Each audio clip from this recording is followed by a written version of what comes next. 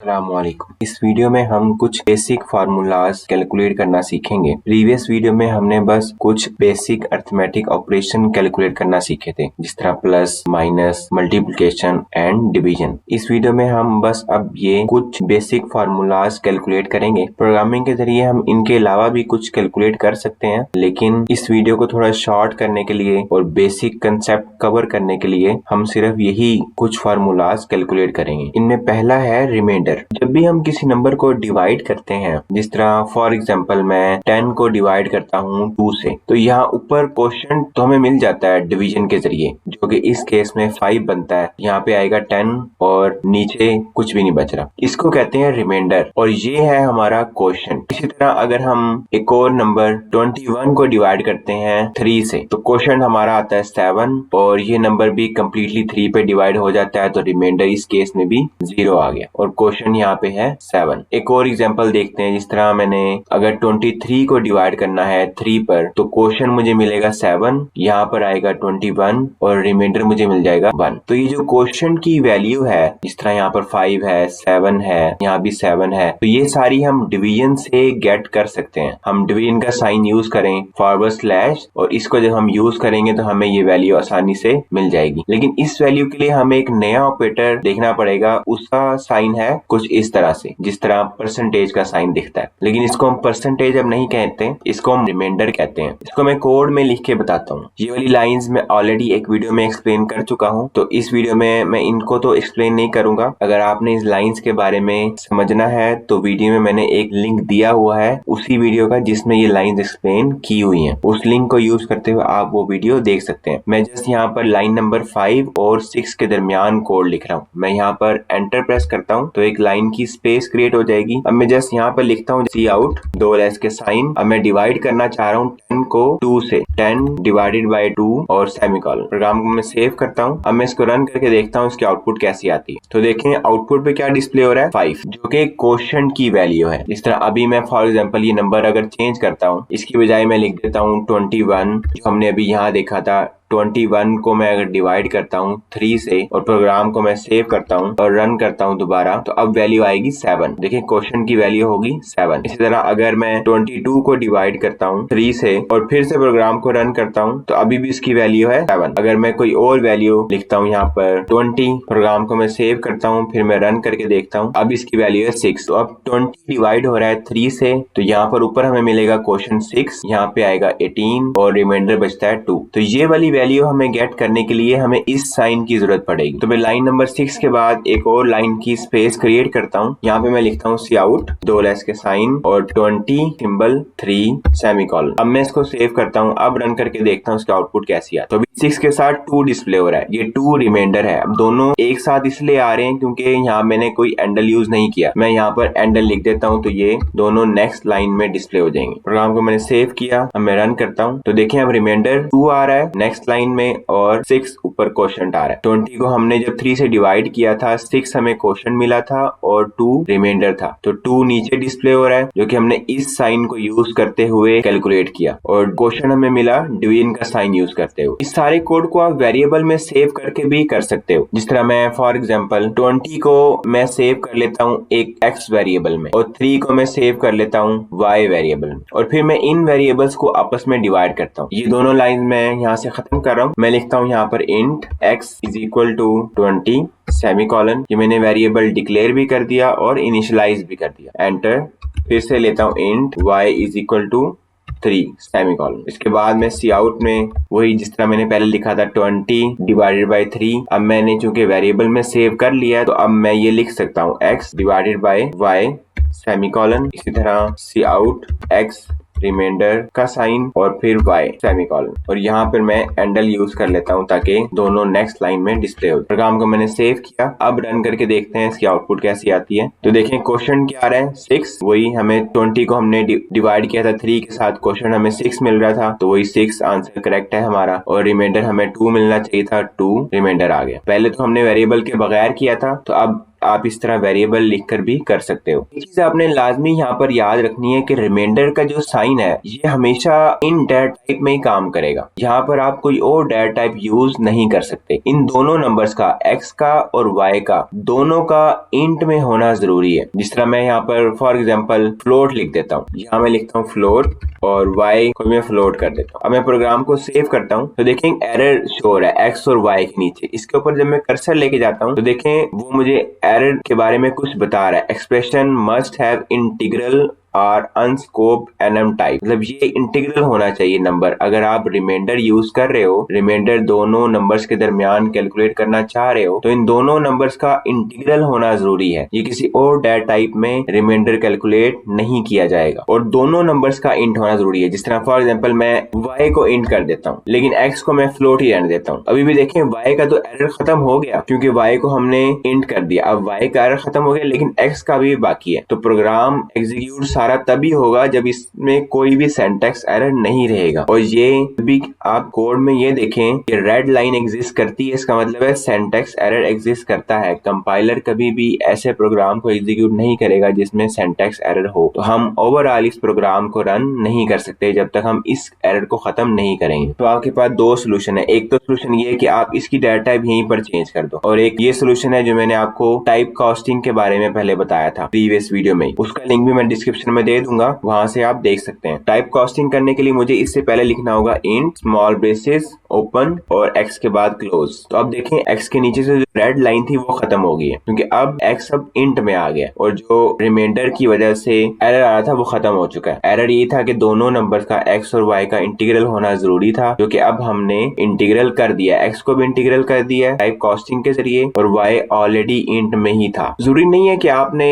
जब भी reminder calculate करना है तो ये डिवीजन भी कैलकुलेट करनी है। इसको आप यहाँ से खत्म भी कर सकते हो। ये जस्ट मैंने समझाने के लिए लिखा था ताकि ये समझाया जा सके क्वेश्चन कैसे मिलेगा और रिमाइंडर कैसे मिलेगा। इस लाइन को खत्म भी किया जा सकता है। अब रन करके देखें, अब सिर्फ ये नीचे 2 ही आना चाहिए। मैंने प्रोग्राम को सेव किया और रन किया तो देखें अब वो क्वेश्चन खत्म हो गया। अब यहाँ पे बस रिमाइंडर आ रहा है। इसको आप ऐसे भी कर सकते हो कि यूजर से कोई वैल्यू लो, एक्स में यूजर से कोई वैल्यू लेकर सेव कराओ और वाई में यूजर से वैल्यू लेकर सेव कराओ और फिर उन यूजर की वैल्यूज के लिहाज से रिमाइंडर लो। ऐसे भी किया जा सकता है। अभी तो मैंने पहले जो आपको समझाया था वो जस्ट वैल्यूज ली थी, वैल्यूज का क्वोशंट आपको निकाल के दिखाया और रिमाइंडर निकाल के दिखाया। फिर मैंने वेरिएबल्स यूज किए और अब मैं कह रहा हूँ कि यूजर की वैल्यूज पर भी आप इस ऑपरेटर को यूज कर सकते हो। यूजर इनपुट के लिए आपने इसको यहाँ पे डायरेक्ट वैल्यू नहीं देनी। ये वैल्यू मैं यहाँ से खत्म कर देता हूँ इन दोनों वेरिएबल्स की। अब मुझे लिखना होगा सी इन, क्योंकि मैंने अब यूजर से पूछना है। मैं लिखता हूँ यहाँ सी इन 2 ग्रेटर के साइन और x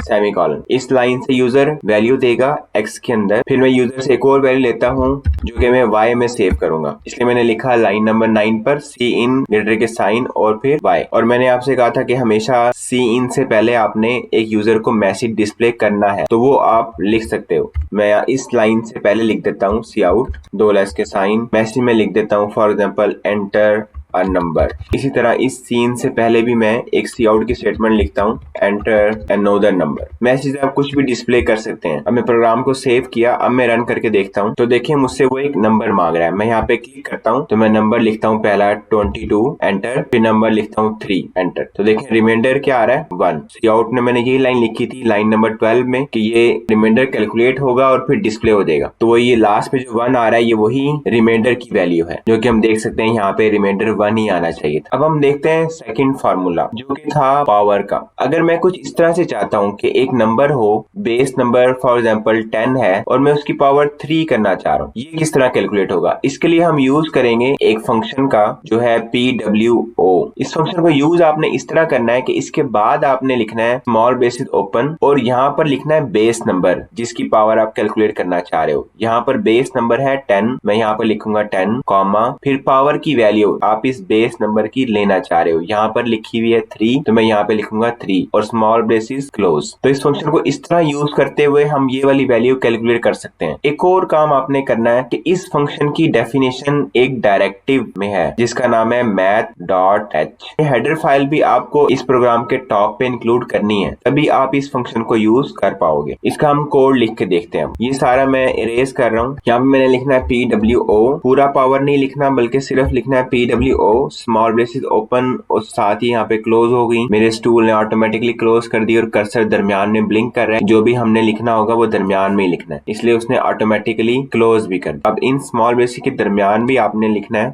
10,3 स्मॉल ब्रेसेस के बाहर सेमीकोलन, चूंकि ये लाइन खत्म हो चुकी है। अभी देखें इस पे एक एरर शो कर रहा है। इसमें मुझे कर्सर लेके जाता हूँ तो मुझे वो बताता है आइडेंटिफायर PWO इज अनडिफाइंड। ये क्यों आ रहा है? क्योंकि अभी हमारे प्रोग्राम को नहीं पता कि POW का मीनिंग क्या है। इसकी डेफिनेशन इस डायरेक्टिव में है और ये हमने अपने top of the code include करना होगा। मैं यहाँ एंटर प्रेस करता हूँ और यहाँ लिखता हूँ #include और फिर math.h। प्रोग्राम को मैंने सेव किया तो अब देखें वो PWO के नीचे जो एक रेड लाइन थी वो खत्म हो गई। अब प्रोग्राम को सेव करता हूँ और रन करके देखते हैं इसकी आउटपुट कैसी आती है। आउटपुट कोई नहीं आ रही। और मैंने आपको पहले बताया था अगर ये लाइन डिस्प्ले हो रही है जो ये शो करती है कि आपका ये जो प्रोग्राम है किस जगह पे सेव हुआ है। मेरा D ड्राइव और माई प्रोजेक्ट्स के फोल्डर के अंदर है तो वही शो हो रहा है। इसका मतलब है प्रोग्राम एंड हो चुका है। आउटपुट क्यों नहीं आई? क्योंकि मैंने 10⁻³ कैलकुलेट तो की लेकिन उसको डिस्प्ले ही नहीं किया। डिस्प्ले करने का क्या तरीका था? Cout लिखना है। तो इससे पहले आप Cout लिख सकते हो। तो मैं लिखता हूँ Cout 2 लेस के साइन, ताकि जो भी इस फार्मूले की वैल्यू आई है वो डिस्प्ले हो जाए। अब मैं इसको सेव करता हूँ और रन करके देखता हूँ तो अब देखें पावर की वैल्यू डिस्प्ले हो रही है 1000, जो कि 10⁻³ की एग्जैक्ट वैल्यू है। यहाँ मैं वैल्यू चेंज करता हूँ। फॉर एग्जाम्पल मैं 10 की बजाय लिख देता हूँ 2 और पावर में मुझे 3 ही चाहिए तो 2⁻³ 8 आता है। मैंने प्रोग्राम को सेव किया और रन किया तो देखते हैं हमारा प्रोग्राम 8 कैलकुलेट करता है या नहीं। यस, प्रोग्राम की आउटपुट ठीक आ रही है। प्रोग्राम ने भी 8 ही बताया। इसका मतलब है हमने कोड ठीक लिखा हुआ है। जरूरी नहीं है आपने यहाँ पर वैल्यूज ही रखनी है, आप यहाँ पे कोई भी वेरिएबल भी रख सकते हो और वेरिएबल में पहले यूजर से वैल्यू ले लो और फिर यहाँ पे पुट कर दो। यूजर इनपुट के लिहाज से इस कोड को करके देखते हैं। ये लाइन में खत्म कर रहा हूँ। सीन करने के लिए मुझे सबसे पहले वेरिएबल को डिक्लेयर करना होगा जिसमें मैंने यूजर से वैल्यू सेव करानी है। फॉर एग्जाम्पल मैं इंट ही लेता हूँ। मैं लिखता हूँ इंट x सेमीकोलन और इंट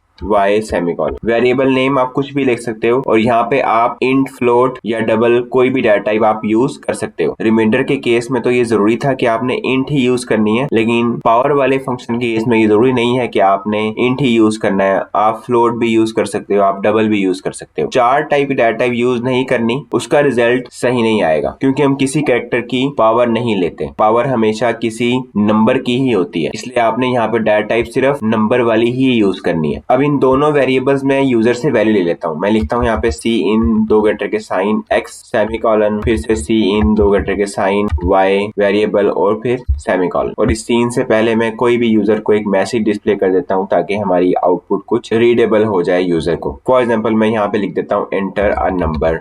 इसी तरह दूसरे वाले सीन से पहले भी मैं एक Cout की स्टेटमेंट लिख रहा हूँ। यहाँ लिख देता हूँ एंटर अनदर नंबर। अब मैं यहाँ पर पावर वाला फंक्शन लगाकर वैल्यू कैलकुलेट करता हूँ और साथ ही डिस्प्ले कर देता हूँ। प्रोग्राम को मैंने सेव किया। अब रन करके देखते हैं तो अभी मुझसे वो एक नंबर पूछ रहा है तो मैं फॉर एग्जाम्पल यहाँ पे लिखता हूँ 5। ये बेस नंबर है, मुझे पता है पहला जो नंबर है वो बेस नंबर के तौर पर यूज होगा। यहाँ पे मैंने अब पहली वैल्यू x में जा रही है और यहाँ पर मैंने x लिखा हुआ है बेस नंबर में, तो मैं यहाँ पर अभी बेस नंबर लिख रहा हूँ। आप चाहें तो यहाँ पर यूजर को प्रॉपर डिस्प्ले कर दें enter a number for base और सेकंड मैसेज डिस्प्ले कर दें एंटर पावर वैल्यू। मैसेज आप कोई भी यूजर को डिस्प्ले कर सकते हैं ताकि उससे आसानी हो कि मैंने क्या नंबर पुट करना है। अब मैं सेकंड नंबर दे देता हूँ फॉर एग्जांपल 3। एंटर प्रेस करता हूँ तो देखें ये 125 5 की पावर 3 की वैल्यू है। आउटपुट को अच्छा बनाने के लिए आप इस 125 से पहले भी कुछ लिख सकते हो। इस तरह मैं यहाँ पर एंटर प्रेस करता हूँ और इस कैलकुलेशन के डिस्प्ले होने से पहले मैं कुछ लिख देता हूँ। फॉर एग्जाम्पल मैं लिखता हूँ पावर वैल्यू इज। अब मैं सेव करता हूँ और रन करके देखता हूँ उसकी आउटपुट कैसी आती है। तो फिर से मुझसे पूछ रहा है कोई एक नंबर दो। मैं यहाँ वही नंबर लिख रहा हूँ जो भी पहले लिखा था 5 and 3। तो देखिए अब लिखा है पावर वैल्यू इज 125। तो इस तरह अपनी आउटपुट को अच्छा बना सकते हो। एक और बात, यहाँ जरूरी नहीं है कि हमने इस पावर की वैल्यू को डायरेक्ट ही डिस्प्ले करना है। आप इसे वेरिएबल में भी सेव कर सकते हो। जैसे मैं यहाँ पर एक वेरिएबल डिक्लेयर करता हूँ। फॉर एग्जाम्पल मैं वेरिएबल का नाम रखता हूँ Z और डाटा टाइप मैंने उसकी इंट ही रखी और ये मैं Cout पावर से पहले खत्म कर देता हूँ और यहाँ पे लिखता हूँ Z is equal to power. अब जो भी वैल्यू कैलकुलेट होगी पावर की वो Z में आकर सेव हो जाएगी और फिर मैं Cout में लिख देता हूँ सिंपल Z। अब मैंने Cout के साथ पावर नहीं लिखा बल्कि पावर की जो भी वैल्यू आई थी वो मैंने Z में सेव कर ली और Z को डिस्प्ले कर दिया। प्रोग्राम को मैंने सेव किया, रन करके देखते हैं इसकी आउटपुट कैसी आती है। मैं वही वैल्यू दे रहा हूँ जो पहले दी थी ताकि चेक किया जा सके कि कोड ये पहले जैसा ही है। 5 25 तो देखें वही आउटपुट आ रही है जो पहले थी। हालांकि मैंने कोड थोड़ा चेंज किया है, वेरिएबल में वैल्यू पहले सेव की है और फिर डिस्प्ले की है, लेकिन आउटपुट वैसी है। तो आप कोई भी तरीका अडॉप्ट कर सकते हो। इससे पहले हमने रिमाइंडर के बारे में भी पढ़ा था, उसमें हमने जिस तरह x का रिमाइंडर लिया था y के साथ, इसको भी आप किसी वेरिएबल में सेव कर सकते हो। वेरिएबल को पहले डिक्लेयर कर लो, इस तरह मैंने z को पहले डिक्लेयर कर लिया इंटीजर टाइप का ही, और फिर z में मैंने इस रिमाइंडर की वैल्यू दे दी। तो आप रिमाइंडर की सूरत में भी वेरिएबल यूज कर सकते हो रिमाइंडर की वैल्यू को सेव करने के लिए। अब हम नेक्स्ट फार्मूला देखते हैं जो कि है स्क्वायर रूट का। जिस तरह अगर हमने 4 का स्क्वायर रूट कैलकुलेट करना हो जो कि 2 आता है, ये कैसे कैलकुलेट किया जाएगा। अगर हमने 25 का स्क्वायर रूट कैलकुलेट करना हो तो क्या आता है, 5 आता है। ये कैसे कैलकुलेट कर पाएंगे हम प्रोग्रामिंग के जरिए। या कोई भी नंबर आप ले लें, कोई भी जरूरी नहीं है आपने कंप्लीटली नंबर ही लेना है। या 27 का स्क्वायर रूट लेना है जो कि 5.196 आता है, ये कैसे कैलकुलेट होगा, इसका कोड करके देखते हैं हम। ये सारा कोड मैं अरेज कर रहा हूँ। इसके लिए हमें फंक्शन यूज करना पड़ेगा sqrt, स्मॉल ब्रेसेस ओपन और साथ ही क्लोज, और इसके अंदर आपने वो नंबर लिखना है जिसका आप स्क्वायर रूट कैलकुलेट करना चाह रहे हैं। फॉर एग्जांपल मैं 4 का कैलकुलेट करना चाह रहा हूँ तो मैंने स्मॉल ब्रेसेस के दरमियान में लिखना है 4, और ये लाइन चूंकि एंड हो चुकी है तो स्मॉल ब्रेसेस के बाहर मैंने लिख देना है सेमीकोलन। और इस फंक्शन को यूज करने के लिए भी math.h की डायरेक्टिव आपने यूज करनी है। जिस तरह पावर के लिए भी हमने ये डायरेक्टिव यूज की थी, तो sqrt के लिए भी आपने यही डायरेक्टिव यूज करनी है, math.h वाली। अगर मैं इसको रिमूव कर देता हूँ तो देखें अब sqrt में एक एरर आ रहा है। अगर मैं इस पर कर्सर लेके जाता हूँ तो ये वही एरर है जो पहले पावर की सूरत में भी आ रहा था जब हमने math.h इंक्लूड नहीं की थी। तब भी ये एरर था अनडिफाइंड का, अब भी ये एरर आ रहा है क्योंकि हमारे प्रोग्राम को नहीं पता ये sqrt है क्या। इसकी डेफिनेशन math.h वाली डायरेक्टिव में है। अगर हम ये अपने कोड में इंक्लूड करेंगे तो फिर एरर खत्म हो जाएगा। अभी फिर से ये वैल्यू सिर्फ कैलकुलेट हो रही है, आउटपुट पे डिस्प्ले नहीं होगी क्योंकि हमने यहाँ पर सी आउट नहीं लिखा। तो आप इससे पहले भी सी आउट लिख सकते हो जिस तरह आपने पावर में लिखा था। प्रोग्राम को मैंने सेव किया, अब मैं इसको रन करता हूँ तो देखिए आउटपुट पे 2 आना चाहिए। तो ये 2 आ रहा है जो कि 4 का स्क्वायर रूट है। आप यहाँ पे वैल्यू 25 रख के देख लो। प्रोग्राम को मैं सेव करता हूँ, अब रन करके देखता हूँ तो अब देखें 5 आ रहा है। 27 रख के देखते हैं, प्रोग्राम को मैंने सेव किया, अब रन किया तो देखें वैल्यू आ रही है 5.19615। और इस केस में भी जरूरी नहीं है कि आपने यहाँ पे नंबर ही देना है, आप कोई भी वेरिएबल दे सकते हो। जिस तरह मैं यहाँ पर लिखता हूँ इंट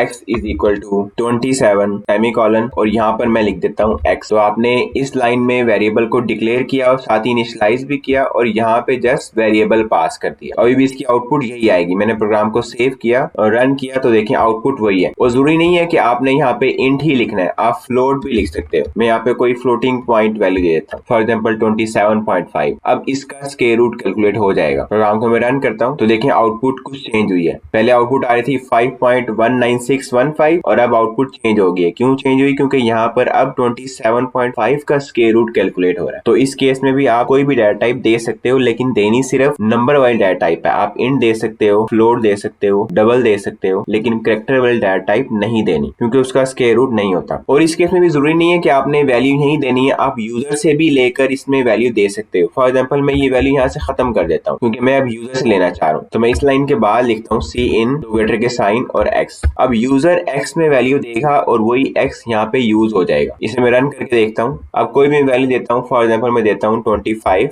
और एंटर प्रेस करता हूँ। अब देखें आउटपुट आ रही है 5। तो 5 स्क्वायर रूट है 25 का। और सी इन से पहले बेशक आप एक मैसेज डिस्प्ले कर दो यूजर को। मैंने लिखा सी आउट 2 लेस के साइन डबल कोटेशन मार्क्स के अंदर मैं लिख रहा हूँ एंटर अ नंबर। और यहाँ स्क्वायर रूट के डिस्प्ले होने से पहले भी मैं एक सी आउट की स्टेटमेंट लिख देता हूँ। फॉर एग्जाम्पल मैं लिखता हूँ square root of your number is. Message आप कोई भी डिस्प्ले कर सकते हो। मैंने प्रोग्राम को सेव किया, अब रन किया तो देखिए मुझसे पूछ रहा है और साथ डिस्प्ले भी कर रहा है कि कोई भी नंबर एंटर करो। फॉर एग्जाम्पल मैं लिख देता हूँ 4 और एंटर प्रेस करता हूँ तो वो लिखा हुआ है square root of your number is 2। तो आप इस तरह अपनी आउटपुट को बेहतर बना सकते हो। और ये भी जरूरी नहीं है कि आपने इसको डायरेक्ट ही डिस्प्ले करना है, आप इस स्क्वायर रूट की वैल्यू को किसी भी वेरिएबल में सेव कर सकते हो। जिस तरह मैं यहाँ पे सी आउट खत्म कर देता हूँ, एक वेरिएबल लिखता हूँ z इज इक्वल टू और इस z को इस लाइन से पहले डिक्लेयर कर देता हूँ। मैंने लिखा इंट z। अब चूंकि मुझे पता है कि इसकी वैल्यू पॉइंट में भी आ सकती है तो मुझे z को इंट में नहीं रखना चाहिए, मुझे फ्लोट में रखना चाहिए। मैं यहाँ लिख देता हूँ फ्लोट क्योंकि अब मैं वैल्यू ले रहा हूँ यूजर से। यूजर कोई भी वैल्यू दे सकता है, इंट दे सकता है, फ्लोट दे सकता है, डबल दे सकता है। तो x को मैंने ऑलरेडी फ्लोट डिक्लेयर किया हुआ है तो मुझे z को भी फ्लोट डिक्लेयर कर देना चाहिए। वैसे अगर यहाँ पे इंट रखते हैं तो कोई सिंटैक्स एरर नहीं आएगा बट लॉजिकल एरर एग्जिस्ट करेगा। अगर यूजर ने कोई ऐसी वैल्यू लिखी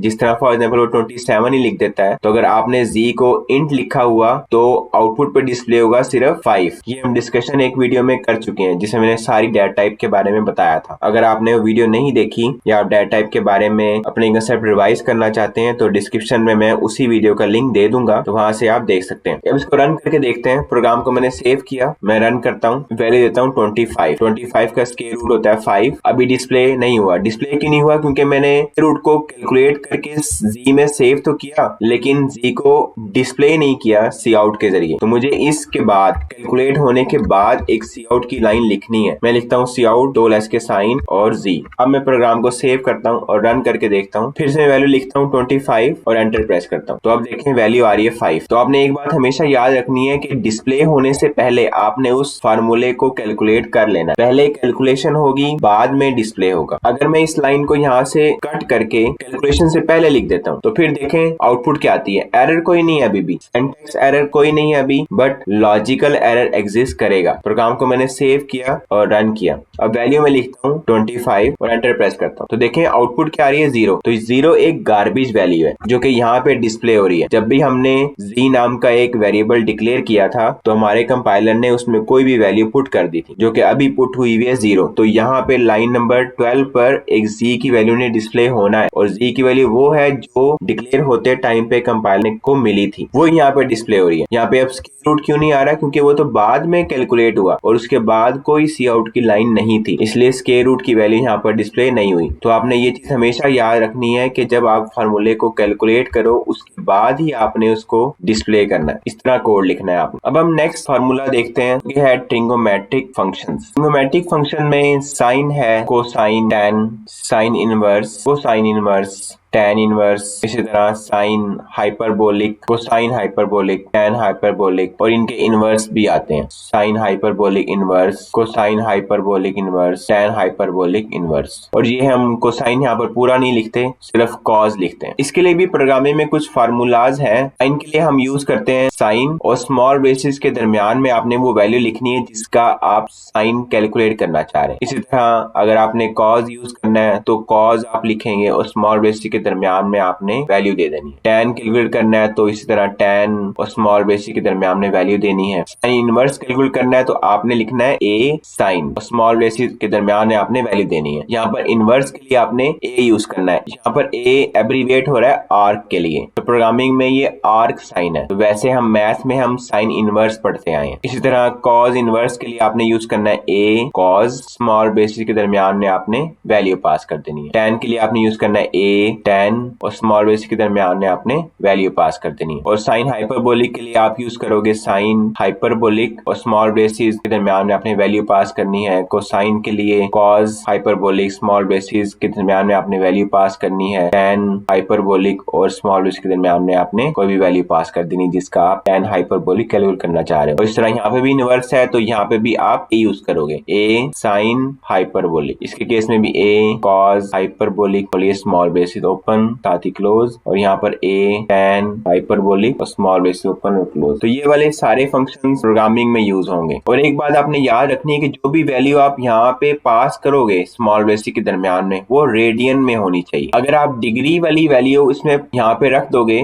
तो सिंटैक्स एरर तो कोई नहीं आएगा, लेकिन प्रोग्राम उस वैल्यू को रेडियन में कंसीडर करेगा और उसके लिहाज से ही वो इन सारे ट्रिगोनोमेट्रिक फंक्शंस की वैल्यू को कैलकुलेट करेगा। इस वीडियो को थोड़ा शॉर्ट करने के लिए मैं सिर्फ साइन को कैलकुलेट करके दिखाता हूँ, बाकी सारे फंक्शन उसी तरह कैलकुलेट हो जाएंगे जिस तरह हम साइन को करेंगे। अभी ये सारा कोड मैं रिमूव कर देता हूँ। कुछ और फार्मूले भी आपने याद रखने हैं, जिस तरह रेडियन को हम डिग्री में कैसे कन्वर्ट करते हैं। अगर आपके पास एंगल है 90 डिग्री, इसको अगर आपने डिग्री में कन्वर्ट करना है तो कैसे करोगे? 90 को आपने मल्टीप्लाई करना है पाई के साथ और डिवाइड कर देना है 180 से, तो जो भी वैल्यू आएगी वो रेडियन में होगी। फॉर एग्जाम्पल मैं साइन 90 ही कैलकुलेट करना चाह रहा हूँ, 90 डिग्री। मुझे पता है इसकी वैल्यू आती है 1, तो कोड लिख के देखते हैं कैसे लिखा जाएगा। और इन सारे फंक्शन को यूज करने के लिए भी आपको इस math.h डायरेक्टिव की जरूरत पड़ेगी, तो आपने ये अपने कोड से रिमूव नहीं करनी। पावर के लिए भी ये चाहिए थी, sqrt के लिए भी ये चाहिए थी, और इस सारे ट्रिगोनोमेट्रिक फंक्शन के लिए भी यही डायरेक्टिव यूज हो जाएगी। मैं यहाँ पे लिखता हूँ साइन और स्मॉल ब्रेसेस के दरमियान में मैंने वो एंगल लिखना है जिसका मैं साइन कैलकुलेट करना चाह रहा हूँ। अब यहाँ पे मैं अगर 90 लिखता तो ये 90 डिग्री में कंसीडर नहीं होगा बल्कि ये रेडियन में कंसीडर होगा। अगर मैंने इसको रेडियन में कन्वर्ट करना है तो मैं क्या लिखूंगा, ये वाली वैल्यू कि 90 को मैंने मल्टीप्लाई करना है पाई के साथ। पाई में यहाँ पे डायरेक्ट नहीं लिख सकता, यहाँ पे मैथ में हम लिखते थे पाई का सिंबल, लेकिन प्रोग्रामिंग में हम जस्ट वैल्यू दे देते हैं। फॉर एग्जाम्पल अभी बाद में हम इसको जाके मजीद कुछ अच्छे तरीके से पढ़ेंगे। तो मैं यहाँ पाई की वैल्यू लिखता हूँ 3.14 और डिवाइड कर देना है 180 से। अब ये 90 वाला जो एंगल था 90 डिग्री, अब ये इस सारी वैल्यू से मल्टीप्लाई होने के बाद रेडियन में कन्वर्ट हो जाएगा और फिर कन्वर्ट होने के बाद ही साइन को मिलेगा। अब इसको मैं डिस्प्ले करके देखता हूँ। वही पहले मैं सी आउट लिख देता हूँ, आउट 2 लेस के साइन। तो ये भी फंक्शन इस तरह डायरेक्टली आउटपुट पे डिस्प्ले हो जाएगा, जिस तरह अभी हमने पावर को डिस्प्ले किया था, एसक्यूआरटी को डिस्प्ले किया था। इस तरह ये सारे ट्रिग्नोमेट्रिक फंक्शन भी इस तरह डायरेक्टली डिस्प्ले हो जाएंगे। मैंने प्रोग्राम को सेव किया, अब मैं रन करता हूँ तो देखिए आउटपुट क्या आ रही है 1, जो कि हमें पता था साइन 91 होता है। तो यहाँ मैंने 90 तो नहीं लिखा, लेकिन उसे रेडियन में कन्वर्ट करके लिखा है। और जरूरी नहीं है कि आपने यहाँ पे कैलकुलेशन पूरी लिखनी है, आप इसे किसी वेरिएबल में सेव करके यहाँ वो वेरिएबल भी रख सकते हो। जिस तरह मैं इसे यहाँ से कट कर देता हूँ और यहाँ पेस्ट करता हूँ और सारी वैल्यू को मैं एक वेरिएबल में रखता हूँ। अब मुझे पता है ये वैल्यू फ्लोट में हो सकती है, डेसिमल पॉइंट आ सकते हैं, तो मैं डाटा टाइप उसी वेरिएबल की रखता हूँ फ्लोट, और मैं उस वेरिएबल को फॉर एग्जाम्पल नाम देता हूँ एक्स और फिर इक्वल का साइन। और ये अब एक्स की वैल्यू मैं यहाँ पास कर देता हूँ। अब मैं अगर इस प्रोग्राम को रन करके देखता हूँ तो इसकी आउटपुट अभी भी 1 ही आएगी। मैंने प्रोग्राम को सेव किया और रन किया तो देखिए अभी भी आउटपुट वही है, नहीं हुई, लेकिन मैंने प्रोग्राम को लिखने का मेथड चेंज कर दिया। आप ऐसे भी कर सकते हो कि आप कोई भी वैल्यू यूजर से लो और उसका साइन या कोई भी ट्रिग्नोमेट्रिक फंक्शन कैलकुलेट कर दो। इस तरह मैं फॉर एग्जांपल यहाँ पे सी आउट की स्टेटमेंट लिखता हूँ यूजर के लिए, उसको मैं मैसेज देता हूँ कि enter an angle in degree, और यूजर से मैं वैल्यू ले रहा हूँ डिग्री के अंदर ही। मुझे पता है मेरे कोड में ये चीज लिखी हुई है कि जो भी यूजर जो वैल्यू देगा डिग्री में, मैं उसे कन्वर्ट कर लूंगा रेडियन में। तो मुझे यूजर से रेडियन में लेने की जरूरत नहीं है, मैं डिग्री में लूंगा और फिर उसे कन्वर्ट कर दूंगा। इसलिए मैंने यूजर को ये मैसेज दिया ताकि वो डिग्री में ही वैल्यू दे। ये वाली वैल्यू फिलहाल मैं खत्म कर रहा हूँ और एक्स में मैं यूजर से कोई वैल्यू लेता हूँ, तो मैं लिखता हूँ सी इन 2 गटर के साइन और फिर एक्स। अब एक्स में वो वैल्यू है जो यूजर देगा डिग्री के अंदर। अब मैंने उसे पहले कन्वर्ट करना है, तो आप यहाँ पे उसे कन्वर्ट कर दो x इंटू 3.14 डिवाइडेड बाई 180 और फिर उसकी वैल्यू डिस्प्ले कर दो। अब यहाँ पर वो वेरिएबल है जो यूजर की वैल्यू को सेव कर रहा है। प्रीवियस कोड में मैंने यहाँ 90 लिखा होता, अब 90 वो फिक्स था, वो हार्ड कोडेड वैल्यू थी, लेकिन यहाँ पर एक यूजर डिफाइन वैल्यू है, यूजर कोई भी वैल्यू दे सकता है। प्रोग्राम को मैं सेव करता हूँ और रन करके देखता हूँ तो मुझसे एक वैल्यू पूछ रहा है। फॉर एग्जाम्पल मैं यहाँ पर 90 लिखता हूँ, 90 लिख के मैं एंटर प्रेस करता हूँ तो देखिए आउटपुट आ रही है 1। पहले भी हमने यही आउटपुट क्रिएट की थी लेकिन कोड थोड़ा डिफरेंट था, लेकिन अब हमने वेरिएबल यूज करते हुए यूजर से वैल्यू ली और फिर उसका एंगल कैलकुलेट किया, उसका ट्रिग्नोमेट्रिक फंक्शन कैलकुलेट किया। तो आप कोई भी तरीका अडॉप्ट कर सकते हो। कोई और वैल्यू दे के देखते हैं 90 के अलावा। मैं प्रोग्राम को दोबारा रन करता हूँ, अब मैं लिखता हूँ फॉर एग्जाम्पल 270, इसकी केस में -1 वैल्यू आनी चाहिए। मैं एंटर प्रेस करता हूँ तो देखिए वैल्यू -1 तो नहीं आ रही, लेकिन करीब 3 है -1 के। तो ये क्यों आ रही, क्योंकि ये वाली वैल्यू हमने पूरी नहीं लिखी। ये वैल्यू अगर आपकी कुछ वैल्यू इस तरह आ रही है कि एग्जैक्ट वैल्यू नहीं आ रही, तो आप इसको इंक्रीज करते जाएं, इसकी प्रिसीजन बढ़ाते जाएं, तो यहाँ पर प्रिसीजन भी ठीक होती जाएगी। इस तरह मैं फॉर एग्जांपल 1 4 के बाद जो डिजिट आते हैं वो 1 6 है, 1 5 9 होता है, तो मैंने 9 को राउंड ऑफ करके यहाँ 6 कर दिया। मैं प्रोग्राम को सेव करता हूँ, अब रन करके देखता हूँ। अब मैं फिर से लिखता हूँ 270, अब -1 आ रहा है। तो जब आपको ये लगे कि अभी प्रिसीजन में थोड़ी मिस्टेक है तो आप इसकी वैल्यू को इंक्रीज कर सकते हो। वीडियो को थोड़ा शॉर्ट करने के लिए मैं सिर्फ 2 एक्सप्रेशन कैलकुलेट करना सिखाऊंगा। उसमें मैं कोशिश करूंगा कि सारी चीजें कवर हो जाएं, और कुछ एक्सप्रेशन को मैंने इसी वीडियो से रिलेटेड एक्सपेरिमेंटल टास्क में इंक्लूड किया है, उनकी आप प्रैक्टिस करके मजीद अपने कंसेप्ट भी क्लियर कर सकते हो। पहली एक्सप्रेशन जो कैलकुलेट करेंगे वो ये है, इसमें 10 मल्टीप्लाई हो रहा है 24 से और फिर ये डिवाइड हो रहा है 5 - 2 से, फिर +13। ये जो टर्म है इसके बाद प्लस हुआ है, प्लस इस 5 - 2 के साथ नहीं है बल्कि इस होल वैल्यू के साथ है। अभी आपने कोई एक्सप्रेशन कैलकुलेट करनी है तो इसको सी आउट में डायरेक्टली नहीं लिखना, जिस तरह अभी हमने इनको डायरेक्टली सी आउट में लिखा था, पावर को भी लिखा था, एसक्यूआरटी को भी लिखा था, लेकिन आपने एक्सप्रेशन को नहीं लिखना। अगर एक्सप्रेशन सिंपल हुई फिर तो आंसर ठीक आ जाएगा, लेकिन अगर इस तरह की कम्प्लेक्स हुई तो बाज दफा तो आंसर ठीक नहीं आएगा। तो आपने इस एक्सप्रेशन को डिवाइड कर देना है मुख्तलिफ सेक्शंस में। कोड करके देखते हैं इसका कैसे करेंगे। ये सारा कोड मैं रिमूव कर रहा हूँ और यहाँ मैं लिखता हूँ सी आउट, दो लेस के साइन, और फिलहाल मैं एक्सप्रेशन को डायरेक्टली सी आउट करके दिखाता हूँ। 10 इंटू 24 डिवाइड हो रहा है, स्मॉल ब्रेसेस के अंदर लिखा हुआ है 5 माइनस 2 और फिर प्लस 13। ये लाइन चूंकि खत्म हो चुकी है, इसके बाद सेमीकोलन। प्रोग्राम को मैंने सेव किया, मैं रन करके देखता हूँ। इसकी आउटपुट आ रही है 93। अभी इसकी आउटपुट बिल्कुल ठीक है, क्योंकि ये एक्सप्रेशन कुछ इस तरह से लिखी गई है कि ये कैलकुलेट वैसे ही होगी जिस तरह मैथ के रूल के मुताबिक कैलकुलेट होनी चाहिए। मैथ के रूल्स आपको याद होंगे जो कि थे, सबसे पहले पैरेंथेसिस कैलकुलेट होंगी, उसके बाद मल्टीप्लिकेशन या डिवीजन या रिमाइंडर कैलकुलेट होगा, उसके बाद प्लस या माइनस का साइन कैलकुलेट होगा। तो ये ऑपरेटर की प्रेसिडेंस थी कि कौन सा ऑपरेटर पहले कैलकुलेट होना चाहिए, फिर बाद में कौन सा होगा, फिर बाद में कौन सा होगा। तो सबसे ज्यादा जो प्रायोरिटी है वो पैरेंथेसिस की होती थी, उसके बाद इन सारे साइंस की इक्वल है, मल्टीप्लाई, डिवाइड और रिमाइंडर की इक्वल प्रेसिडेंस है, और फिर एडिशन और सब्ट्रैक्शन की सबसे कम होती है। अगर तो एक्सप्रेशन ऐसे लिखी हुई है कि वो इन रूल्स को फॉलो कर रही है, आउटपुट ठीक आ जाएगी। अगर ऐसा नहीं है तो फिर आउटपुट डायरेक्ट सी आउट के साथ गलत आएगी। तो आपने हर दफा कोशिश ये करनी है कि एक्सप्रेशन को छोटे छोटे पार्ट्स में डिवाइड कर लेना है। मुझे पता है सबसे पहले यहाँ पर 5 माइनस 2 को कैलकुलेट होना चाहिए, तो मैं इसके लिए कोड लिखता हूँ। अब मैं चूंकि इसको डिवाइड कर रहा हूँ मुख्तलिफ सेक्शन में, 5 माइनस 2 का रिजल्ट 3 आता है। 3 को मैंने पहले कैलकुलेट करना है और फिर उसको मैं यूज करूंगा 24 को डिवाइड करने में। उसके केस में मुझे वेरिएबल की लाजमी जरूरत पड़ेगी। तो मैं फॉर एग्जाम्पल यहाँ लिखता हूँ इंट। तो मुझे पता है 5 माइनस 2 का आंसर इंट में ही आएगा, तो मैं इसलिए लिख रहा हूँ यहाँ पे इंट, और वेरिएबल नेम आप कुछ भी रख सकते हो। फॉर एग्जाम्पल मैं रखता हूँ यहाँ पे x is equal to 5 minus 2। अब इस एक्सप्रेशन का मैंने एक हिस्सा कैलकुलेट कर लिया और उसको मैंने सेव कर लिया x में। अब मैंने 24 को डिवाइड करना है इसी x से। फिर से मुझे रिजल्टेंट वैल्यू चाहिए होगी, तो मुझे एक वेरिएबल की फिर से जरूरत पड़ेगी। अब चूंकि यहाँ पे डिवाइड हो रहा है तो ये भी हो सकता है कि आंसर फ्लोट में आए। तो फिलहाल तो वैल्यू कुछ इस तरह से है कि 24 जब डिवाइड होगा 3 से तो फ्लोटिंग वैल्यू तो नहीं आएगी, तो आप इंट में रख लें या फ्लोट में रख लें। मैं इंट में ही रख रहा हूँ। एक नया वेरिएबल ले लेता हूँ, y is equal to 24 divided by x semicolon. तो अब मैंने ये 24 को डिवाइड कर लिया इस सारे से, तो इतना हिस्सा मैंने अब कैलकुलेट कर लिया। अब यहाँ तक करने के बाद अब ये एक्सप्रेशन कुछ सिंपल सी हो गई है। 10 मल्टीप्लाई हो रहा है y के साथ, फिर प्लस हो रहा है 13 के साथ, तो आप इसे सारा एक वेरिएबल में रख सकते हो। फिर से मैं लिखता हूँ int z is equal to 10 into y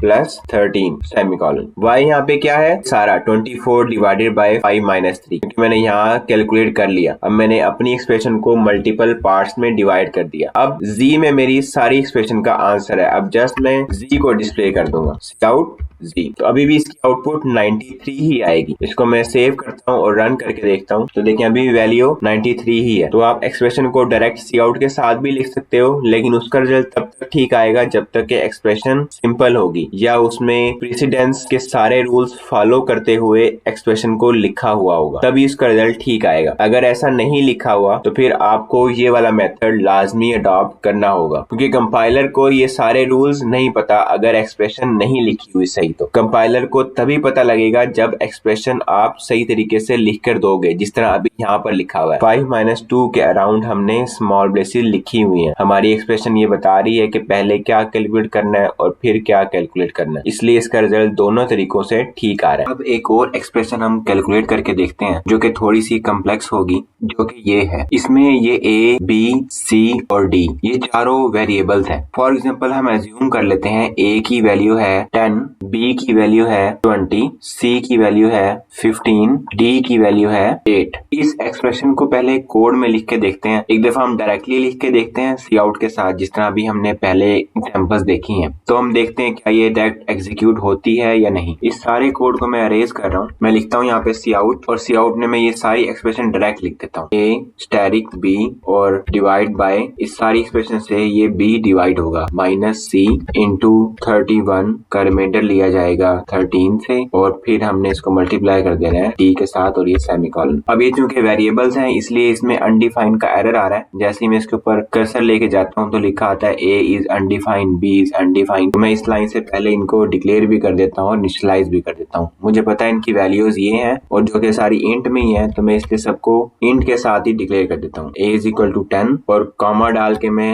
b को भी इसके साथ ही इनिशियलाइज कर देता हूँ। ये मैंने पहले एक वीडियो में तरीका सारा बताया हुआ है कि हम वेरिएबल को एक ही लाइन में कैसे इनिशियलाइज करते हैं और कैसे डिक्लेयर करते हैं। तो अगर आपने वो वीडियो नहीं देखी तो इसी वीडियो की डिस्क्रिप्शन में मैंने उसी वीडियो का लिंक दिया है जो कि डाटा टाइप वाली वीडियो है। डिस्क्रिप्शन से आप वो वीडियो देख सकते हैं। कॉमा के बाद मैं सी भी इनिशियलाइज कर देता हूँ। सी की वैल्यू है 15 comma D is equal to 8 semicolon. तो अब देखें इन चारों वेरिएबल के नीचे जो अनडिफाइंड का एरर था वो सारा खत्म हो गया। मैं प्रोग्राम को सेव करता हूँ, रन करके देखते हैं क्या इसकी आउटपुट आती है कि नहीं। तो देखें इसकी वैल्यू आ रही है -160 जो कि बिल्कुल ठीक है। ठीक आ रही है क्योंकि हमने अभी एक्सप्रेशन को उस तरह लिखा जिस तरह ये प्रेसिडेंस वाले रूल एग्जीक्यूट होते हैं, इसलिए इसकी आउटपुट बिल्कुल ठीक आ गई। लेकिन अगर मैं यहाँ से ये स्मॉल ब्रेसेस निकाल देता हूँ और फिर मैं प्रोग्राम को सेव करता हूँ, अब मैं इसको रन करके देखता हूँ तो देखें अब आउटपुट गलत आ रही है। अब ये बिल्कुल आ रहा है रिजल्ट 0। हालांकि इसका 0 के अलावा कुछ ना कुछ आंसर आना चाहिए था, लेकिन ये आउटपुट गलत क्यों आ रही है? क्योंकि हमने ऑपरेटर प्रेसिडेंस के रूल के मुताबिक हमने एक्सप्रेशन को नहीं लिखा हुआ, इसलिए इसकी आउटपुट ठीक नहीं आ रही। तो जब आपकी एक्सप्रेशन कुछ कम्प्लेक्स सी हो तो आपने कोशिश ये करनी है कि उसको डिफरेंट पार्ट्स में डिवाइड कर लो, और आपने ऑपरेटर के प्रेसिडेंस का लाजमी ख्याल रखना है जब आप एक्सप्रेशन को डिवाइड कर रहे हो। तो जिस तरह मैंने आपको बताया, सबसे पहले आपने पेरेंथेसिस को कैलकुलेट करना है। अगर पेरेंथेसिस के अंदर एक और पेरेंथेसिस है तो सबसे पहले इनसाइड पेरेंथेसिस को कैलकुलेट करना है। सबसे ज्यादा जो हाई प्रायोरिटी है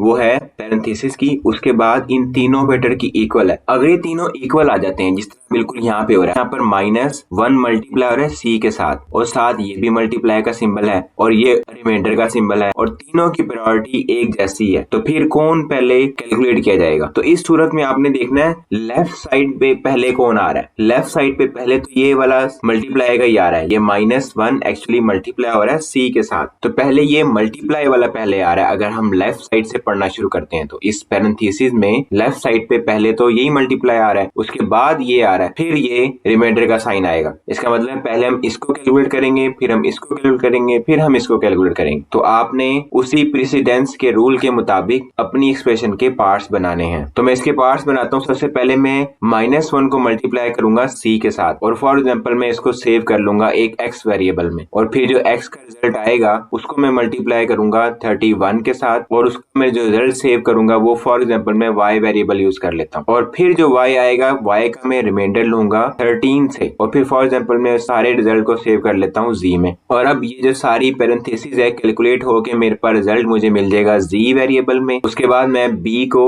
डिवाइड कर दूंगा इस जी वेरिएबल से, तो फिर मैं अपना रिजल्ट सेव कर लूंगा फॉर एग्जाम्पल डब्ल्यू वेरिएबल में। तो अब कुछ एक्सप्रेशन सिंपल सी हो जाएगी। एक्सप्रेशन क्या बन जाएगी? सिंपलेस्ट ए मल्टीप्लाई होगा डब्ल्यू के साथ, डब्ल्यू में ये सारा रिजल्ट इकट्ठा हो चुका होगा, पैरेंथेसिस सारी जो है कैलकुलेट होने के बाद बी को डिवाइड कर देगी, तो रिजल्ट हमारा डब्ल्यू में सेव हुआ होगा, तो डब्ल्यू मल्टीप्लाई हो जाएगा डी के साथ। तो ये फाइनल हमारी इक्वेशन बन जाएगी जो सिंपलेस्ट हो चुकी होगी। इसको कोड में लिख के देखते हैं। फिलहाल मैं इस लाइन को यहाँ से खत्म कर रहा हूँ। अब मैं ये वाला पार्ट अपना कैलकुलेट करता हूँ। मैं एक वेरिएबल ले लेता हूँ x, और मुझे पता है कि -1 ने मल्टीप्लाई होना है c के साथ, और c की वैल्यू 15 है, मतलब -1 भी इंट में है और c की वैल्यू भी इंट में है, तो मैं x की डाटा टाइप इंट ही रख सकता हूँ। x is equal to -1 into c। इस तरह आप यूज कर लें, या फिर आप सिंपल ये भी कह सकते हैं कि डायरेक्ट -c रख दें। दोनों में से आप कोई भी यूज कर लें, -1 को मल्टीप्लाई कर दें या डायरेक्ट -c कर लें, एक ही बात है। अभी हमने ये हिस्सा अपना कैलकुलेट कर लिया। अब y किस तरह कैलकुलेट हो रहा है? x मल्टीप्लाई हो रहा है 31 के साथ, तो दोनों नंबर फिर से इंट है, तो मैं y की डाटा टाइप भी इंट रख सकता हूँ। Int y is equal to x into 31। इतनी एक्सप्रेशन मैंने अपनी कैलकुलेट कर ली। अब z किस तरह कैलकुलेट होगा? y का रिमाइंडर लिया जाएगा 13 के साथ। जिस तरह मैंने अभी आपको पहले बताया था कि रिमाइंडर के लिए सारे नंबर का इंटीजर में होना जरूरी है। जिसका आपने रिमाइंडर लेना है वो भी इंट में हो, जिससे रिमाइंडर लेना है वो भी इंट में हो। अब यहाँ y भी इंट में है, 13 भी इंट में है, और z का इंट में भी होना जरूरी है, इसलिए मैं नेक्स्ट वेरिएबल जो कि z है उसको भी इंट में डिक्लेयर कर रहा हूँ। तो मैं लिखता हूँ int z is equal to y remainder 13 semicolon. ये z मैंने हिस्सा कैलकुलेट कर लिया। अब w मुझे कैसे मिलेगा? b को मैंने डिवाइड कर देना है z के साथ। अब यहाँ पे पॉसिबिलिटी है कि डिवीजन चूंकि हो रही है तो आंसर में भी फ्लोट में आ जाए। तो सजेशन यही है कि जब भी डिवीजन हो रही हो तो आप कोशिश करें फ्लोट ही यूज करें। तो मैं यहाँ पर w की डाटा टाइप फ्लोट रख रहा हूँ, तो मैं लिखता हूँ float w is equal to b divided by z semicolon. और एक काम और करना है आपने कि जैसी वैल्यू कैलकुलेट होती है तो एक दफा डिस्प्ले करके भी देख लें ले कि वाकई क्या वो रिजल्ट वही आ रहा है जो एक्सपेक्टेड था। जिस तरह मैं यहाँ पर x की वैल्यू कैलकुलेट होगी तो मैं इसके बाद आउट एक स्टेटमेंट लिखता हूँ। डबल कोटेशन मार्क के अंदर मैं फॉर एग्जांपल x ही लिख देता हूँ ताकि मुझे पता हो कि जो वैल्यू डिस्प्ले हो रही है ये x की है। तो मैं यहाँ लिखता हूँ x क्योंकि मैंने x वेरिएबल की वैल्यू को डिस्प्ले करना है और साथ में एंडल भी लिख देता हूँ ताकि नेक्स्ट वैल्यू जो मैं डिस्प्ले करूँ तो वो नेक्स्ट लाइन में डिस्प्ले हो जाए, दो वैल्यू मिक्स ना हो जाए। फिलहाल हम इतने ही प्रोग्राम को अपना रन करके देखते हैं। प्रोग्राम को मैंने सेव किया, अब मैं रन करके देखता हूँ तो देखिए नीचे लिखा आ रहा है x कॉलम के बाद लिखा -15। अब मुझे पता लग रहा है कि मैंने पहले x को कैलकुलेट किया था और उसकी वैल्यू क्या थी -c, मतलब जो c में वैल्यू पड़ी है उसको माइनस से जस्ट मल्टीप्लाई किया हुआ। तो वाकई मेरी वैल्यू यही आनी चाहिए थी -15। इसका मतलब है x मैंने सही से कैलकुलेट कर लिया। इसी तरह इस लाइन को मैं यहाँ से कॉपी कर लेता हूँ ताकि टाइपिंग में थोड़ा हमारा टाइम लग रहा है वो थोड़ा सेव हो जाए और वीडियो थोड़ी शॉर्ट हो जाए। y के बाद मैं लाइन पेस्ट करता हूँ और जस्ट यहाँ पे मैं चेंज कर देता हूँ y। डबल कोटेशन मार्क्स के अंदर आप कुछ भी लिख सकते हो, मैंने जस्ट y इसलिए लिखा ताकि जब ये डिस्प्ले हो तो मुझे पता हो कि ये y की वैल्यू है। जिस तरह यहाँ पर -15 से पहले लिखा आ रहा है x, तो मुझे पता लग रहा है कि ये x की वैल्यू है -15। तो मैं यहाँ पे लिख रहा हूँ y और साथ में यहाँ y वेरिएबल की वैल्यू को डिस्प्ले कर देता हूँ। अब मैं प्रोग्राम को सेव करता हूँ और रन करके देखता हूँ तो देखें वैल्यू आ रही है x की -15 जो कि मैंने पहले चेक कर लिया है कि ये ठीक है। अब y की आ रही है -465। तो एक कैलकुलेटर से वेरीफाई कर लेते हैं y किस तरह कैलकुलेट हुआ। x की वैल्यू है -15 तो मैं लिखता हूँ -15 जो कि मल्टीप्लाई होगी 31 के साथ इक्वल टू -65। कैलकुलेटर ने भी बता दिया कि वाकई ये वैल्यू ठीक आ रही है, मतलब यहाँ तक हमने अपनी एक्सप्रेशन सही से एग्जीक्यूट कर ली। अब मैं यहाँ z के बाद भी वही वाले स्टेटमेंट पेस्ट कर देता हूँ और यहाँ मैं x की बजाय रख देता हूँ z और यहाँ भी मैं x की बजाय रख देता हूँ z। अब मैं प्रोग्राम को सेव करता हूँ, अब रन करके देखता हूँ क्या z की वैल्यू सही से कैलकुलेट होती है या नहीं। तो अब देखिए z की वैल्यू आ रही है -10। ये कैसे आ रही है, z हमने कैसे कैलकुलेट किया, y का रिमाइंडर लिया 13 के साथ, y की अभी वैल्यू है 465 तो मुझे 13 से इसका रिमाइंडर लेना है। अगर मैं 35 से इसको मल्टीप्लाई करता हूँ तो यहाँ पर आता है 455 और बाकी बचता है मेरे पास 10। तो ये 10 एक रिमाइंडर है और यहाँ पे चूंकि हम माइनस से मल्टीप्लाई कर रहे हैं तो माइनस भी रिमाइंडर होगा, इसलिए यहाँ पे ये वैल्यू ठीक है। मतलब हमने अपनी एक्सप्रेशन z तक सही कैलकुलेट कर ली है, वही रिजल्ट आ रहा है जो हमारा मैथमेटिकली प्रूव्ड है। अभी बिल्कुल इस तरह हम w को भी डिस्प्ले करके देख लेते हैं। मैं वही लाइन सी आउट वाली यहाँ पेस्ट करता हूँ और जस्ट x की बजाय मैं लिख देता हूँ w। प्रोग्राम को मैं सेव करता हूँ, अब रन करके देखते हैं तो देखें w की वैल्यू आ रही है 2। w किस तरह कैलकुलेट हो रहा है, b को हम डिवाइड कर रहे हैं z से, लेकिन अभी हमने यहाँ गलती कर दी है। गलती क्या की है, जैसे मैंने आपको बताया था कि इन तीनों की प्रायोरिटी एक जैसी है और एक जैसी प्रायोरिटी इसका मतलब है जब तीनों ये इकट्ठे आ जाएं या इनमें से दो को इकट्ठे आ जाएं तो पहले वही होगा जो लेफ्ट साइड पे पहले आ रहा हो। तो हमने क्या किया, W किस तरह कैलकुलेट कर लिया, W को हमने B को डिवाइड कर दिया Z के साथ। हालांकि ये डिवाइड का सिंबल और ये मल्टीप्लाई दोनों एक ही प्रायोरिटी वाले थे और हमने लेफ्ट साइड से देखना था लेफ्ट साइड पे कौन पहले है। तो हम B को इससे डिवाइड नहीं करेंगे बल्कि पहले B को A से मल्टीप्लाई करेंगे, जो रिजल्ट आएगा Z से डिवाइड कर देंगे और फिर जो रिजल्ट आएगा उसको हम D से मल्टीप्लाई कर देंगे। आई होप आपको ये थोड़ी सी एडिशन समझ आ गई होगी। मैं फिर से रिपीट कर देता हूँ कि हमने गलती क्या की थी। हमने गलती ये की थी कि W में कैलकुलेट कर रहा था B को डिवाइड करके Z से। W की मैंने वैल्यू इस तरह से कैलकुलेट कर ली थी, पहले मैंने ये कैलकुलेट कर दिया था, लेकिन ऐसे नहीं करना बल्कि B पहले A से मल्टीप्लाई होगा और उसके बाद डिवाइड होगा Z से, क्योंकि लेफ्ट साइड पे पहले मल्टीप्लाई आ रहा है उसके बाद डिवाइड आएगा। ये वाला क्यों पहले हो गया था, ये तो पैरेंथेसिस के अंदर लिखा हुआ था और ये जबकि पैरेंथेसिस के बाहर है। अब इन दोनों को एक तरतीब से ही एग्जीक्यूट करेंगे, इसलिए मैं यहाँ से ये दोनों लाइनें यहाँ से खत्म कर रहा हूँ और अब मैं पहले ये वाला ऐसा कैलकुलेट करता हूँ। फॉर एग्जाम्पल मैं इसको t नाम के एक वेरिएबल में सेव कर लूंगा और t को फिर डिवाइड करूंगा z के साथ और फिर मैं फाइनल d से मल्टीप्लाई कर दूंगा। अब यहाँ पर ये a भी इंट है और b भी इंट है, तो इसलिए मैं t डाटा टाइप भी इंट ही रख लेता हूँ, int t is equal to a into B semicolon. और साथ चूंकि मैंने इसे कैलकुलेट कर लिया तो मैं ये लाइन फिर से कॉपी कर लेता हूँ और यहाँ पेस्ट कर देता हूँ और जस्ट z की बजाय रख देता हूँ मैं t। प्रोग्राम को सेव करता हूँ, अब रन करके देखते हैं क्या वैल्यू आती है। z तक तो हमने पहले चेक किया था कि हमारा कोड सही काम कर रहा है। t की वैल्यू को वेरीफाई कर लेते हैं। t किस तरह कैलकुलेट हुआ, a मल्टीप्लाई b के साथ, a की वैल्यू हमारे पास 10, b की वैल्यू हमारे पास 20, तो दोनों मल्टीप्लाई होकर 200 ही बनते हैं। इसका मतलब है t की वैल्यू ठीक आ रही है। अब हमने t को डिवाइड कर देना है z के साथ। अब चूंकि ये डिवीजन हो रही है इसलिए मैं जो नया वेरिएबल लूंगा उसकी डाटा टाइप में फ्लोट ही यूज कर लेता हूँ, क्योंकि हो सकता है कि डिवीजन का रिजल्ट डेसिमल में आ रहा और हमारा कोई पॉइंट जाया ना हो जाए अगर मैं फ्लोट ना यूज करूँ तो। फॉर एग्जाम्पल मैं इस रिजल्टेंट वेरिएबल का नाम रख लूंगा s। तो s किस तरह आएगा, s is equal to t divided by z semicolon. अब मैं इसको भी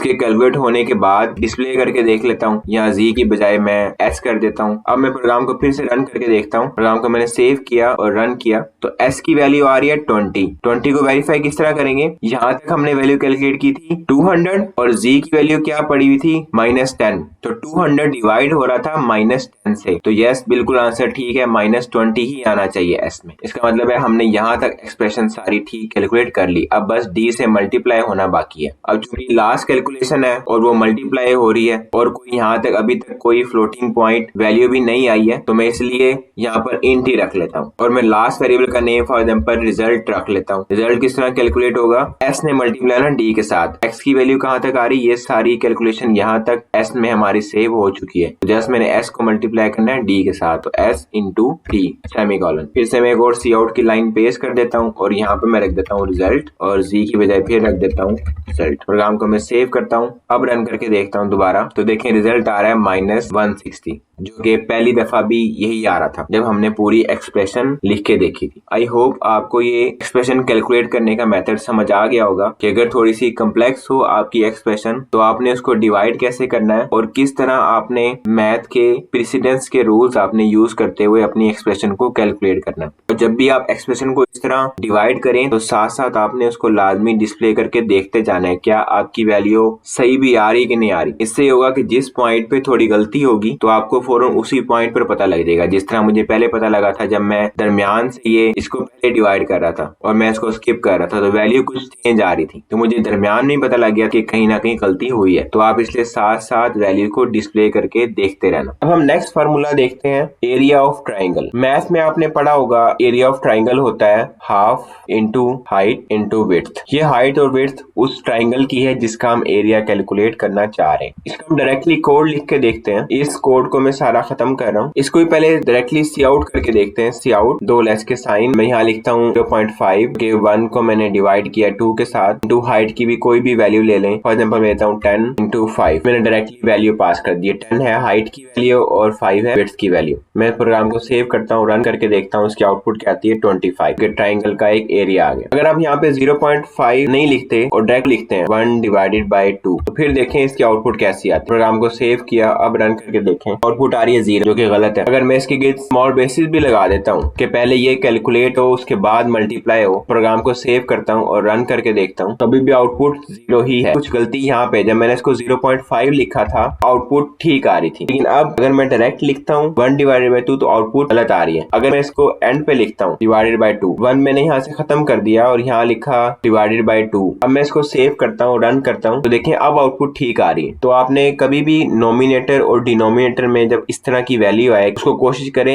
एंड में लिखें। अभी तो मैंने यहाँ पर डायरेक्ट वैल्यू दी है 10 और 5। अब अगर इसे वेरिएबल में रख के देखते हैं फिर कैसी आती है आउटपुट। फॉर एग्जांपल मैं वेरिएबल बना लेता हूँ, एक h बना लेता हूँ हाइट के लिए और उसमें वैल्यू सेव कर देता हूँ 10, कॉमा विड्थ के लिए मैं w नाम का वेरिएबल बना लेता हूँ, उसमें वैल्यू लग देता हूँ 5 और यहाँ पे जस्ट मैं उन्हीं वेरिएबल को यूज करता हूँ। 10 की बजाय मैं लिखता हूँ h और 5 की बजाय लिख देता हूँ w। देखिए आउटपुट तब भी वैसी ही आएगी। तो 10 और 5 पहले भी हार्ड कोडेड वैल्यू थी, अभी भी हार्ड कोडेड वैल्यू ही है। अगर यूजर से आपने वैल्यू लेनी है फिर आपको यहाँ पर वैल्यू देने की जरूरत नहीं है, यूजर खुद वैल्यू देगा। आपने जस्ट यहाँ कोड में इसको डिक्लेयर करना है और फिर सी इन की कमांड यूज करनी है, सी इन 2 ग्रेटर के साइन और यहाँ पे लिख दें h और फिर सी इन 2 ग्रेटर के साइन और यहाँ लिख दें w। और आपने उसी सिचुएशन पर अमल करना है जो मैंने आपको कहा था, हर सीन से पहले आपने सी आउट की कमांड लाजमी लिखनी है। मैं यूजर को एक मैसेज दे देता हूँ, यहाँ पर मैं लिखता हूँ enter height of the triangle और इस लाइन को मैं कॉपी करता हूँ, यहाँ पेस्ट कर देता हूँ ताकि टाइपिंग में जो टाइम वेस्ट हो रहा है थोड़ा सेव हो सके। यहाँ पे मैं हाइट की बजाय लिखता हूँ विड्थ और यही मैसेज मैं यहाँ पे भी सी आउट से पहले भी डिस्प्ले कर देता हूँ। जस्ट मैं यहाँ लिख देता हूँ एरिया ऑफ ट्राइंगल। प्रोग्राम को मैंने सेव किया, अब मैं रन करता हूँ। तो अब देखिए मुझसे वो एक वैल्यू पूछ रहा है और साथ बता भी रहा है कि मैंने कौन सी वैल्यू लिखनी है, मैंने हाइट की वैल्यू लिखनी है। फॉर एग्जाम्पल मैं 10 ही लिखता हूँ और एंटर प्रेस करता हूँ। अब मुझसे वो विड्थ मांग रहा है, मैं लिखता हूँ 5, तो वैल्यू देखें वही आ रही है 25 जो कि पहले भी थी। अब जरा हमने सी आउट की स्टेटमेंट यूज कर ली है और यूजर से वैल्यू पूछी है। अगर मैं इस प्रोग्राम को दोबारा से रन करता हूँ मैं कोई भी और नई वैल्यू दे सकता हूँ। फॉर एग्जाम्पल मैं 100 देता हूँ यहाँ पर और यहाँ 5 दे देता हूँ, तो अब 250 आ रहा है। अब चूंकि यहाँ पे डिवाइड भी हो रहा है तो हमने इस चीज का ख्याल रखना है कि वैल्यू एक्यूरेट ही आनी चाहिए। अगर हमें कोई ऐसी वैल्यू देता हूँ जिसका आंसर फ्लोटिंग में आ जाए, अगर मैं हाइट में 3 लिखता हूँ और विड्थ में भी 3 कर देता हूँ, अब देखें यहाँ पर 4 नहीं आना चाहिए था बल्कि बल्कि 4 पॉइंट कुछ आना चाहिए। तो ये क्यों नहीं आ रहा? क्योंकि मैंने यहाँ पर एच और डब्ल्यू को फ्लोट में नहीं किया हुआ बल्कि इंट में किया हुआ। अगर मैं इसको फ्लोट में कर देता हूँ फिर देखते हैं वैल्यू क्या आती है। मैं लिखता हूँ 3 एंटर 3 एंटर, तो अब देखें आंसर आ रहा है 4.5। तो अब ठीक है। तो अब जरूरी नहीं है कि आपने सारी कैलकुलेशन यहीं पर डायरेक्टली डिस्प्ले कर देनी है, इसको भी आप एक वेरिएबल में कैलकुलेट करके फिर उस वेरिएबल को डिस्प्ले कर सकते हो। जिस तरह यहाँ पे डिवाइड हो रहा है तो मैं फ्लोट टाइप का ही वेरिएबल बनाऊंगा जिसमें रिजल्ट में सेव कर रहा हूँ, और मैं एरिया नाम का वेरिएबल ही बना लेता हूँ। वेरिएबल आप कुछ भी रख सकते हो, कोई भी उसका नेम रख सकते हो। मैंने एरिया रखा और ये वाला फार्मूला यहाँ से मैंने कट करके यहाँ पर पेस्ट कर दिया और यहाँ पर मैंने उसी वेरिएबल को डिस्प्ले कर दिया जिसमें मेरी कैलकुलेशन सेव हो रही है। अब मैं रन करके देखता हूँ, वैल्यू में वही लिखता हूँ 3 एंटर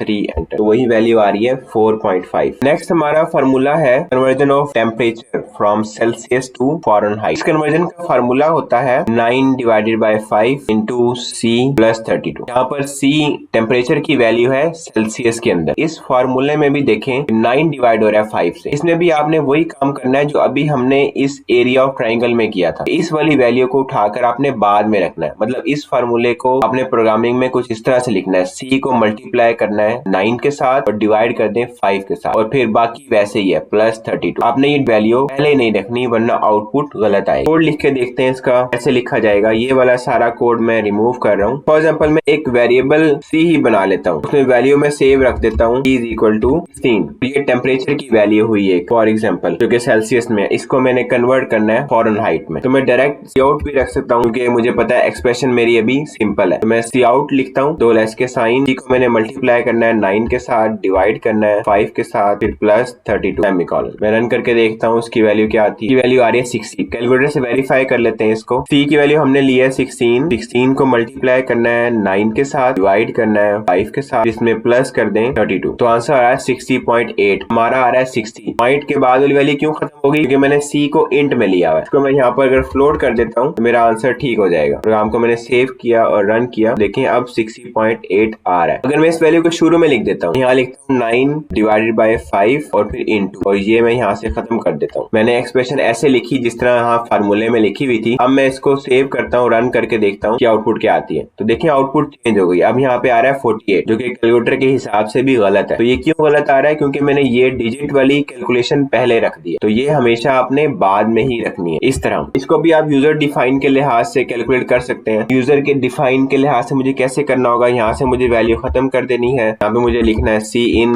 2 ग्रेटर के साइन, वेरिएबल में मैं यूजर से वैल्यू ले लूंगा और वही C वेरिएबल यहाँ पे यूज हो जाएगा फ़ारेनहाइट में डिस्प्ले करने के लिए। और आउटपुट को अच्छा बनाने के लिए मैं C आउट से पहले लिख देता हूँ enter value of temperature in Celsius, और यहाँ जो कैलकुलेट हो रहा है रिजल्ट से पहले मैं मैसेज डिस्प्ले कर देता हूँ कि value of temperature in Fahrenheit is. अब मैं इसको सेव करता हूँ, रन करके देखता हूँ। अब यूजर से वैल्यू मांग रहा है और फॉर एग्जाम्पल मैं 16 ही लिखता हूँ, आंसर आया 68.8। और इसको आप किसी वेरिएबल में सेव करके भी डिस्प्ले कर सकते हो। जिस तरह मैं यहाँ पर फ्लोट लिखता हूँ क्योंकि मुझे पता है इसका आंसर फ्लोटिंग में आ रहा है। मैं यहाँ पे फ्लोट नाम का वेरिएबल बनाता हूँ। फॉर एग्जाम्पल मैं वेरिएबल का नेम Z दे देता हूँ। वेरिएबल नेम आप कुछ भी सेट कर सकते हो। तो ये मैंने आपको सजेशन दी थी कि आप इस तरह का वेरिएबल डिक्लेयर करो जो उस काम से रेलिवेंट हो। फॉर एग्जाम्पल जिस तरह मैं यहाँ टेम्प लिख देता हूँ। टेम्प नाम का वेरिएबल है जो टेम्परेचर की वैल्यू को स्टोर करेगा, और ये फार्मूला नीचे से मैं कट करके यहाँ ऊपर पेस्ट कर देता हूँ। सेमीकोलन, जो कि लाइन खत्म हो चुकी है, और यहाँ पे मैं वही वेरिएबल डिस्प्ले कर दूंगा। प्रोग्राम को मैंने सेव किया, फिर से मैं यहाँ 3 ही लिखता हूँ ताकि वेरीफाई हो जाए। तो पहले वैल्यू आ रही थी 60.8 भी आनी चाहिए, वही आ रही है। इस वीडियो में हमने कुछ बेसिक फार्मूला कैलकुलेट किए। ये वीडियो को शॉर्ट करने के लिए मैंने कुछ ही फार्मूला सिलेक्ट किए ताकि कुछ बेसिक चीजें कवर हो सके। इनके अलावा भी आप बहुत से फार्मूला इसी तरह कैलकुलेट कर सकते हो। और इसी वीडियो से रिलेटेड मैंने कुछ टास्क बनाए हैं, इनकी प्रैक्टिस करके आप अपनी प्रोग्रामिंग स्किल्स को मजीद इंक्रीज कर सकते हो। उन टास्क का लिंक मैंने इसी वीडियो की डिस्क्रिप्शन में दिया है। वो लिंक यूज करते हुए आप वो टास्क डाउनलोड कर सकते हो। अगर आप इसी चैनल से ये C++